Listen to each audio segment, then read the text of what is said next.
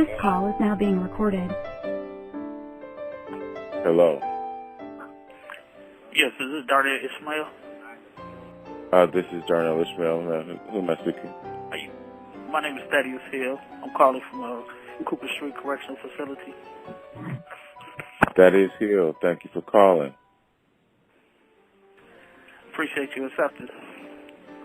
Thaddeus, do you have an update for us that you would like to share? Okay. My name is Thaddeus Hill, 48 years of age. I'm currently housed at the Jackson Cooper Street Correctional Facility. I'm at the tail end of serving a long, disproportionately harsh sentence. I was sentenced to 35 to 60 years back in 1995. I'd like to know what has been your experience in terms of, you mentioned the closeness, the tightness of the environment. How has that been different over the years, or has it? And what's made this COVID thing alarming for you? Well, at one time, they used to have this thing called quarantine. What they would do when a person first come to MDOC, he would go into quarantine for at least a month, month and a half. When I initially came down at the beginning of 95, beginning of 96, then you would be transferred to another facility, which would usually be a level 4 until you completed 1/3 of your time. And then once you completed 1/3 of your time, you will go to a level 2. The level 4s or 2s are generally two-man cells. You only have one other guy to compete with. But now, since this mass warehousing of inmates, they push guys through. So they don't stay in quarantine that long for maybe about a month. And when they do, they automatically go to a level 1 or a level 2. So now, being in this situation that we're in this level 1, and a lot of level 2s are all pole barns. So you have roughly 15 to 1,700 people using 4 phones. You have 15 to 700 people using, in each unit, there's about 160 guys that use about 4 toilets, 3 toilets and a couple of urinals. So it's really, they tell us social distance, but it's practically impossible. They have lines outside the chow hall where they tell you 6 feet apart, but once you get inside the building, you're neck to neck with a guy. You only sit in one space apart, which is approximately about a foot. So even when you're eating, when you have to take your mask out and eat, you're not 6 feet away from a guy. They tell us that they wipe the tables down once we leave, but they don't. They call another unit in, and if somebody spills something on the table, then they get it up, but it's not disinfected or sanitized, as they say. So this socials, it's like way too many people here. Way too many people. You have guys that are 90 days or less past their ER days, at early release date. They just holding them for no apparent reason. The people that work here are scared to come in. For some reason, like we're the ones with the COVID, but actually they're the ones that bring it in. So what they're doing is not even showing up for work. So now those classes that are needed for the guys to be released, a part of their recommendations, they can't complete because the counselors or the teachers are not coming in. So now they're sitting. So we have all these massive people. There's 1,700 people. That's usually shouldn't be no more than 12 or 1,100 people. They're all on top of each other. Now over the years, it has gotten worse. They've taken the bleach out. The only reason they run the bleach out is when they have little epidemics in prison. About a year and a half ago, I was up north at Kenross Correctional Facility. They had a flu outbreak, a real bad flu. They run the bleach back. Everybody wipes stuff down. Then they pass out Theraflu. Here, the only reason they brought it back because, again, the COVID thing.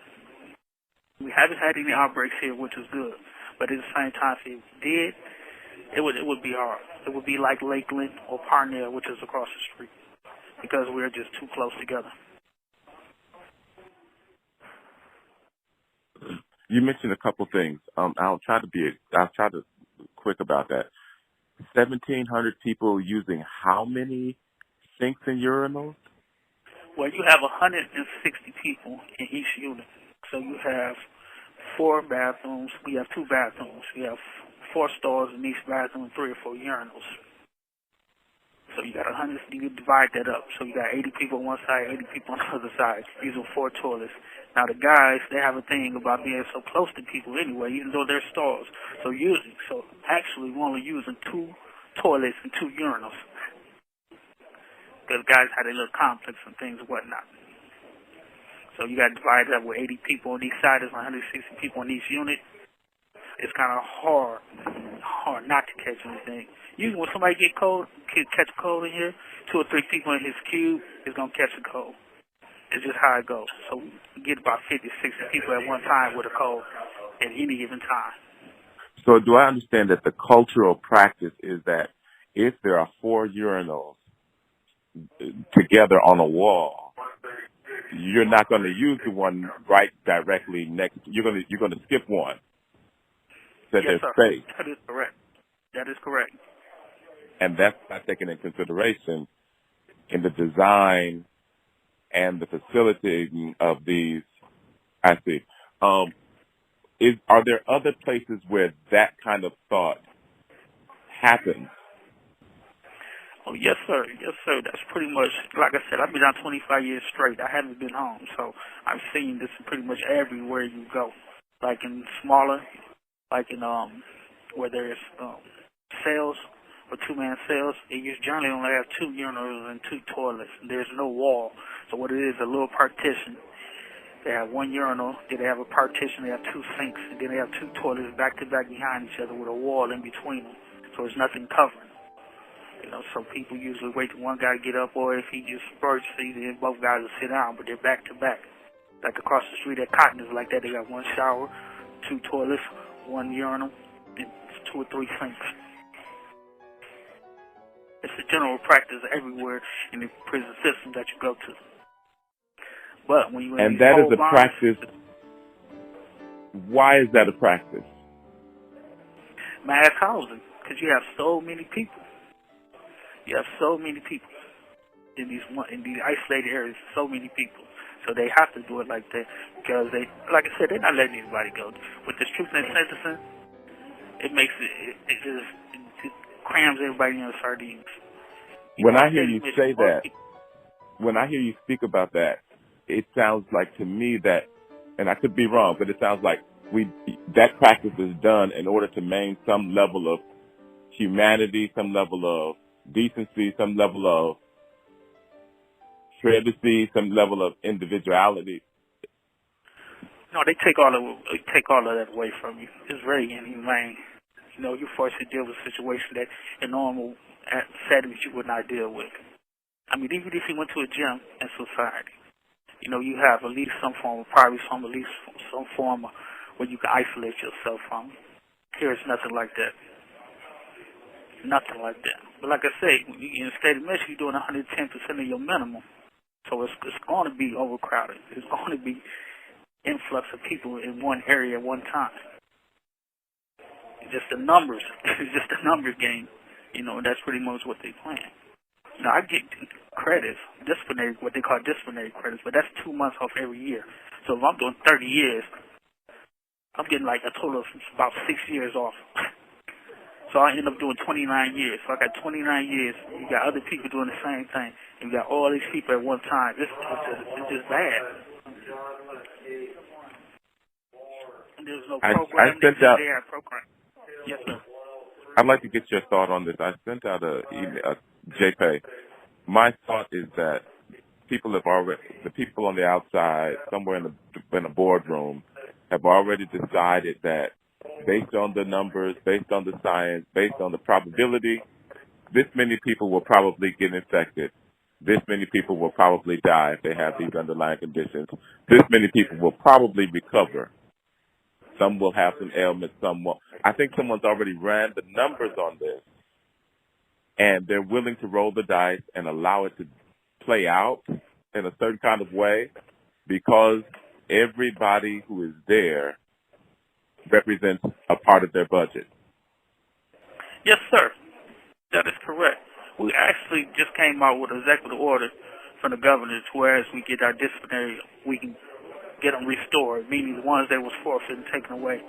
The warden has said she's not giving in. She's going to wait and see what happens. She's going to wait to see if this thing plays out. So basically saying she's going to wait to see how many people die, how many people get sick, or what the governor does. That is their mindset. So they can talk What all this. what is your response to that? Oh, you basically telling me, you know, regardless of how you say you care for us, you really don't care for us. Because if you care for us, you would do something about it. There's only one or two ways that you do or you don't.